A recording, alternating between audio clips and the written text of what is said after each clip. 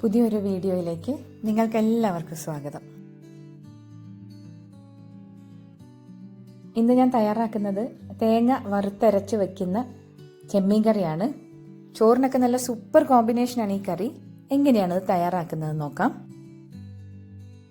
കറിയിലേക്ക് ആവശ്യമായ കൊടംപുളി കുതിർന്നു വരാനായിട്ട് 2 വലിയ കഷ്ണം കൊടംപുളി കഴുകിയതിന് ശേഷം അതിലേക്ക് 1 ഗ്ലാസ് ചൂടുവെള്ളം ഒഴിച്ച് മാറ്റിവെക്കാം. ആ പുളിരസമൊക്കെ നന്നായിട്ടൊന്ന് ഇളകി വരാൻ വേണ്ടിയിട്ടാണ് ഇങ്ങനെ ചെയ്യുന്നത്.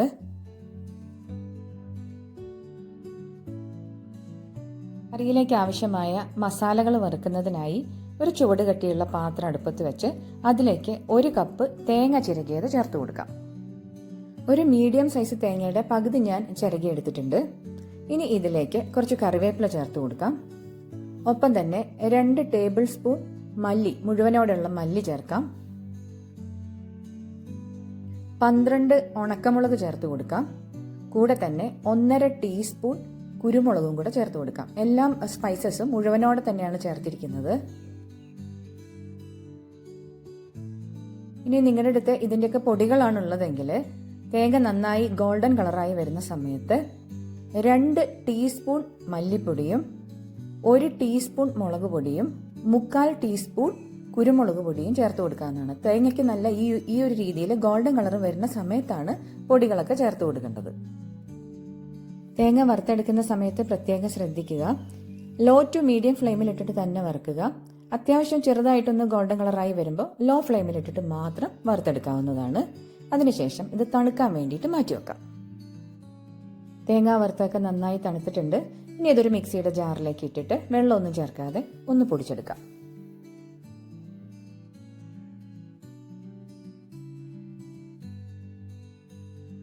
ഇനി ഇതിലേക്ക് 1 ഗ്ലാസ് വെള്ളം കൂടെ ചേർത്തിട്ട് നന്നായിട്ട് നല്ല ഫൈനായിട്ട് അരച്ചെടുക്കുക.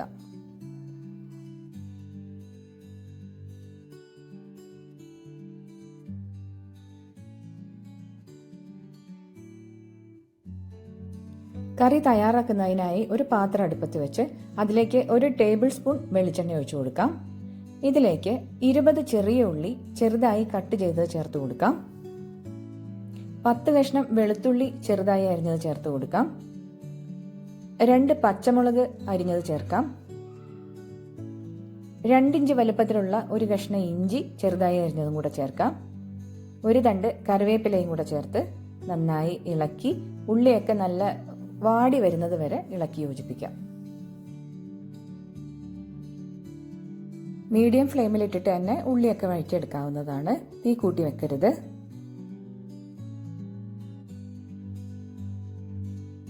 ഇതിലേക്ക് 1/2 ടീസ്പൂൺ മഞ്ഞൾപ്പൊടി ചേർത്ത് കൊടുത്ത് 1 മിനിറ്റ് നേരം കൂടെ ഒന്ന് വഴറ്റിയെടുക്കാം. മഞ്ഞൾപ്പൊടിയുടെ ആ പച്ചമണമൊക്കെ ഒന്ന് മാറുന്നവരെ 1 മിനിറ്റ് നേരം ഒന്ന് വഴറ്റിയെടുക്കാം.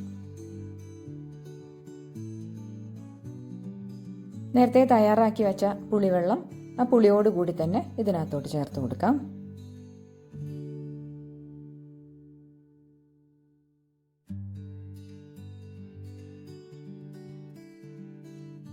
ഇനി ഇതിലേക്ക് നേരത്തെ വറുത്തരച്ച് വെച്ചിരിക്കുന്ന ആ മസാലയും കൂടെ ചേർത്ത് കൊടുക്കാം.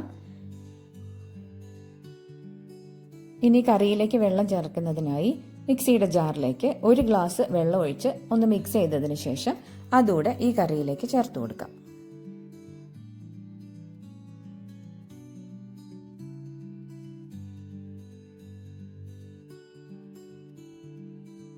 മുക്കാൽ ടീസ്പൂൺ ഉപ്പ് ചേർത്ത് കൊടുക്കുക.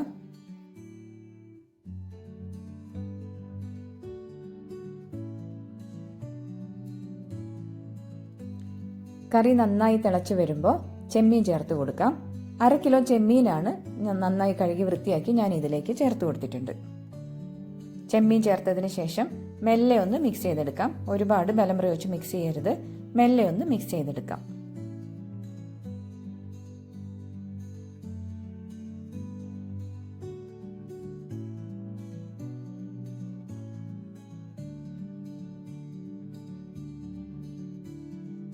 കറി നന്നായി തിളച്ച് വരുമ്പം അടച്ചു വെച്ചതിന് ശേഷം ലോ ഫ്ലെയിമിലിട്ട് 10 മിനിറ്റ് നേരം വേവിച്ചെടുക്കാം. ഇടയ്ക്കൊന്ന് ഇളക്കി കൊടുക്കാൻ മറക്കരുത്. 10 മിനിറ്റിന് ശേഷം ചെമ്മീൻ നന്നായി വെന്തിട്ടുണ്ട്. ചാറൊക്കെ നല്ലോണം കുറുകി വന്നിട്ടുണ്ട്. ഈ സമയത്ത് ഉപ്പൊന്ന് ചെക്ക് ചെയ്യുക. ആവശ്യമെങ്കിൽ അല്പം കൂടെ ഉപ്പ് ചേർത്ത് കൊടുക്കാവുന്നതാണ്.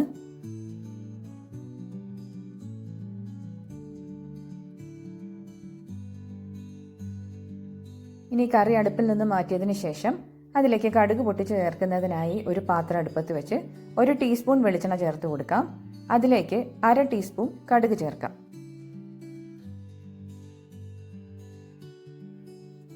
കടുകെല്ലാം നന്നായി പൊട്ടിയതിന് ശേഷം ഫ്ലെയിം ഓഫ് ചെയ്ത് കുറച്ച് കറിവേപ്പിലയും 2-3 ഉണക്കമുളക് മുറിച്ചതും കൂടെ അതിലേക്ക് ചേർത്ത് ഒന്ന് മൂപ്പിച്ചെടുത്തിട്ട് കറിയിലേക്ക് ചേർത്ത് കൊടുക്കാവുന്നതാണ്.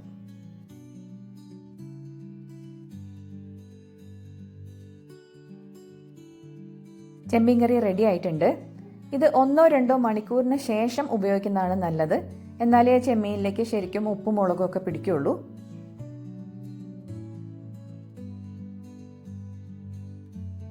നിങ്ങൾക്ക് വീഡിയോ ഇഷ്ടപ്പെട്ടെങ്കിൽ ചാനൽ ഒന്ന് സബ്സ്ക്രൈബ് ചെയ്യുകയും ഒന്ന് ലൈക്ക് ചെയ്യുകയും കൂടെ ചെയ്യണേ.